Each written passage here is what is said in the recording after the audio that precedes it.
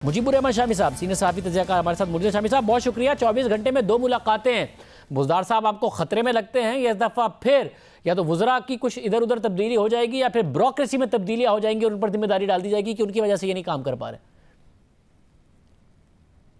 देखिए, जो सुना है वो तो यही है, और वज़ीर आज़म ने, वज़ीर आला ने मुलाकात करके, बल्कि मुलाकातें करके कि ब्यूरोक्रेसी में और वज़ीरों में कुछ रद्दोबदल का फ़ैसला किया है, और उस्मान बुज़दार साहब जो हैं उनका सितारा जो है अभी तक ज़वाल पर नहीं आया।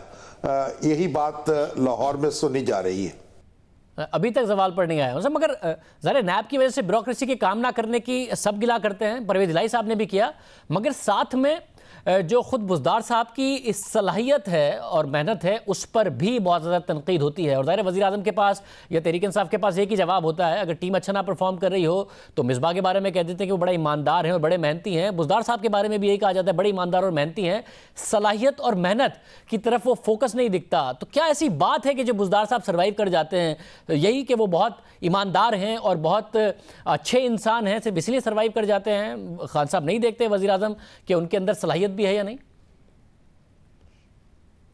देखिए, एक तो मेरा ख्याल इमरान खान साहब का ये फैसला था कि कोई ऐसा शख्स पंजाब का वज़ीर आला होना चाहिए जो 100% उनका लॉयल हो और जो कोई ख़तरा ना बन सके। आपको मालूम होगा कि पंजाब की जो वज़ारत आला है उसमें बहुत से लोग ऐसे रहे हैं, भुट्टो साहब के दौर में भी, जो यानी पर पुर्जे निकाल लेते थे। खुद खर साहब को देख लीजिए, रामे साहब को देख लीजिए, और फिर वो सादिक कुरैशी साहब को लेकर आए थे। और इसी तरीके से आप देखें तो नवाज शरीफ साहब जो हैं वो भी चौधरी परवेज़ इलाही साहब को उन्होंने वज़ीर आला नहीं बनाया। पहले वाई साहब आए, फिर शहबाज शरीफ साहब आए, गोया घर के अंदर ही वज़ारत आला पंजाब की रही।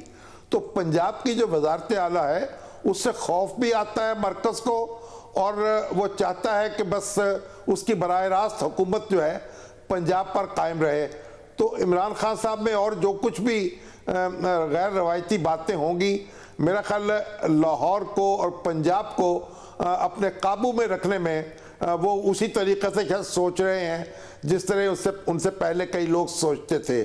और अब आप ये देखिए कि यहाँ जो तबादले हैं वो होते चले जा रहे हैं। सेक्रेटरी हायर एजुकेशन जो हैं वो 6 बार बदले हैं, सेक्रेटरी सेहत 3 बार बदले हैं, सेक्रेटरी स्कूल्स 4 बार बदले हैं, सेक्रेटरी प्रोसिक्यूशन 2 बार बदले हैं, सेक्रेटरी सर्विसेज 4 बार बदले हैं, जबकि सेक्रेटरी इंडस्ट्रीज 3 बार तब्दील हुए हैं।